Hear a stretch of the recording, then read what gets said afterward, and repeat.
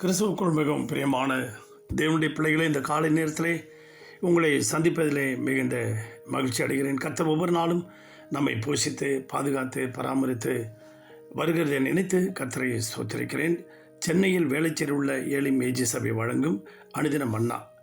இன்றைய என்னுடைய தலைப்பு நன்றி மறவாத ஒரு நல்ல உள்ளம்.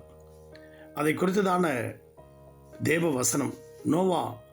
அருமையான தேவனுடைய பிள்ளைகளே, ஆதியாகமம் 8ஆம் அதிகாரம் 20வது வசனம். அப்பொழுது நோவா கர்த்தருக்கு ஒரு பலிபீடம் கட்டி சுத்தமான சகல மிருகங்களிலும் சுத்தமான சகல பறவைகளிலும் சிலவற்றை தெரிந்து கொண்டு அவைகளை பலிபீடத்தின் மேல் தகன பலிகளாக பலியிட்டான்.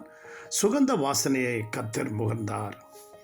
அன்பு தேவனுடைய பிள்ளைகளே, இந்த பலிபீடத்திற்கு பேர் நன்றி பலிபீடம் கட்டுவோம் அப்படின்னு சொல்லி, ஆம், பெரிய பேழையை உண்டு பண்ண சொல்லி அந்த உலகத்தினுடைய ஜல பிரளயத்துக்கு கர்த்தர் நோவாவின் குடும்பத்தையும் சகல மிருகங்களையும், ஜோடி ஜோடியான மிருகங்களையும், ஜோடி ஜோடியான பறவைகளையும், ஜோடி ஜோடியான ஊரும் பிராணிகளையும் அந்த பேழையிலே வைத்து ஆண்டவர் நோவாவின் குடும்பத்தையும் கர்த்தர் காப்பாற்றினார்.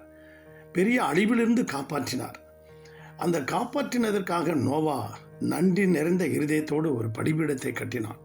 ஆம், பிரியமான தேவனுடைய பிள்ளைகளே, இந்த செய்தியை கேட்டுக்கொண்டிருக்கிற அன்பு தேவனுடைய பிள்ளைகளே, இந்த 2024 கர்த்தர் உங்களுக்கு செய்த எல்லா நன்மைகளை நினைத்து குடும்பமாக நீங்கள் நன்றி சொல்லுங்கள். அப்படியாக லூக்கா எழுதின சுவிசேஷத்தில் அங்கே 17ஆம் அதிகாரத்தில் ஒருத்தன் 10 குஷ்டரோகிகளில் ஒருவன் மாத்திரம் உரத்த சத்தத்தோடு ஆண்டவருடைய பாதத்தில் விழுந்து ஸ்தோத்திர பலிகளை செலுத்தினான். உங்களுக்கு எவ்வளோ வியாதிகள், கஷ்டங்கள், கடன் பிரச்சனைகளிலிருந்து தேவன் உங்களுக்கு விடுதலை தந்திருப்பார். அவருக்கு நீங்கள் இந்த வருஷத்தின் கடைசி நாட்களிலே நீங்கள் குடும்பமாய் நன்றி சொல்வீர்களா? ஒரு கிராமத்திலே ஒரு வீட்டிலே ஒரு சரோஜா என்கின்ற ஒரு வேலைக்காரி வேலை செய்து கொண்டிருந்தாள். ஒரு பணக்கார வீட்டில். அந்த பணக்கார வீட்டு அம்மா ரத்னா அவங்க பேர். இந்த சரோஜா எப்பொழுதும் தன்னுடைய வேலையை உண்மை உத்தமமாய் செய்து கொண்டே வந்தார்கள். துணி துவைக்கிறது, அதை காயப்படுறது, வாஷிங் மிஷினில் போடுறது, பெருக்கிறது, துவைக்கிறது, வீட்டை நீட்டாக வச்சுக்கிறது, சமையல் செய்கிறது, உத்தமமாக ஒரு நெகேமியாவை போல் பானபாத்திரக்கார மாதிரி உண்மை உத்தமமாக அந்த வீட்டில் வேலை செஞ்சுக்கிட்டு இருந்தாங்க. ஒரு நாள் தன்னுடைய எஜமாட்டியை பார்த்து, அம்மா, இந்த மாதம் தீபாவளி பண்டிகை வருகிறது, எனக்கு கொஞ்சம் போனஸு கொஞ்சம் முன்கூட்டியே கொடுத்துறீங்களா? அது மாத்திரம் இல்லாமல் எனக்கு அடுத்த மாதம் சம்பளத்தையும் சேர்த்து கொடுத்துறீங்களா அப்படின்னு கேட்டாங்க. இவள் எப்பொழுதுமே இது மாதிரி கேட்க மாட்டாளே அப்படின்னு அந்த ஓனர் ரத்னா, அந்த எஜமாட்டி ரத்னா யோசித்தாலாம். பக்கத்து வீட்டிலலாம் வேலை செய்கிற, ஃப்ளாட்ஸில் வேலை செய்கிற எவ்வளோ வேலைக்காரிகள்லாம் அடிக்கடி அட்வான்ஸ் வாங்கிட்டே இருப்பாங்களாம். இவன் வாங்கவே மாட்டாளாம்.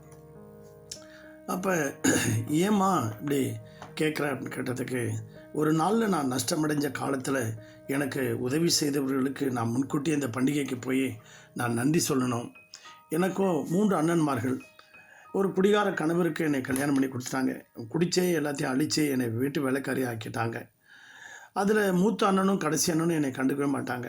நடு அண்ணன் மட்டும் எனக்கு எப்பொழுதுமே உதவி செய்வாங்க. அந்த அண்ணனுக்கோ இப்பொழுதோ ஒரு கையும் காலும் விழுந்து போயிடுச்சு. இப்படிப்பட்ட சூழ்நிலையில் மற்ற நேரங்களில் நான் போய் உதவி செய்தான் வாங்க மாட்டான். இப்படிப்பட்ட சூழ்நிலையில் எனக்காக எவ்வளோ நாள் எனக்கு உதவி செய்து என்னை காப்பாற்றின நடு அண்ணன், அவனுக்கு போய் இந்த நாளில் ஏதாவது நான் செய்யணுமா அப்படின்னு நான் சொன்னாங்களாம். அப்படியே ரத்னாவுக்கு புல்லரிச்சு போச்சான். எவ்வளோ ஒரு நன்றி கடன் பட்ட ஒரு மகள் அப்படின்னு சொல்லி இந்த சம்பளத்தையும் இந்த போனஸையும் வாங்கிக்கிட்டு நேராக அண்ணனை பார்த்து அந்த நல்ல உணவு பண்டங்கள், தின்பண்டங்கள்லாம் வாங்கி கொண்டு கொடுத்தாலாம். இந்த சத்தத்தை கேட்டுக்கொண்டிருக்க அன்பு தேவனுடைய பிள்ளைகளே, நீங்களும் நானும் நன்மை செய்தவர்களை ஒரு நாளும் மறக்காதீங்க. நன்றி சொல்ல கடமைப்பட்டிருக்குங்க. உங்கள் வாழ்க்கையில் பிரைஸ் அலாட், தேங்க்ஸ், சாரி இவைகளெல்லாம் சொல்ல கற்றுக்கொள்ளுங்க. இந்த வருஷத்தில் ஆண்டவருக்கு நன்றி சொல்லி எங்கள் குற்றங்கள் குறைகளெல்லாம் மன்னிச்சிருங்க ஆண்டவரேன்னு சொல்லி உங்களை சுத்திகரித்து கொண்டு புது வருஷத்துக்கு போங்க. கர்த்தர் உங்களை ஆசீர்வதிப்பாராக. பரலோக பிதாவே, இந்த சத்தத்தை கேட்டுக்கொண்டிருக்க ஒவ்வொரு பிள்ளைகளும் ஆண்டவரே, இந்த வருஷம் பூரா செய்த நன்மைகளுக்காக தாவீது சொல்கிறான், கர்த்தர் என்னை ரட்சித்ததற்காக நான் எண்ணத்தை செலுத்துவேன், என் ரட்சிப்பின் பாத்திரத்தை எடுத்து நான் அவரை தொழுது கொள்வேன் என்று சொன்னது போல ஒவ்வொருவருக்கும் நன்றி சொல்லக்கூடிய இருதயமாக மாறட்டும் ஆண்டவர். சுத்திகரித்து கொண்டு வாழ்க்கையில உமக்கு நன்றி சொல்ல புது வருஷத்துக்குள்ளே புது மனிதனாய் போக உதவி செய்யும். ஒவ்வொருவரையும் வேலி எடுத்து பாதுகாத்து கொள்ளும். அவர்கள் தேவைகளெல்லாம் கிறிஸ்மஸ் நாட்களில் சந்தித்து வழிநடத்தும். இயேசுவின் நாமத்தில் பிதாவே, ஆமென்.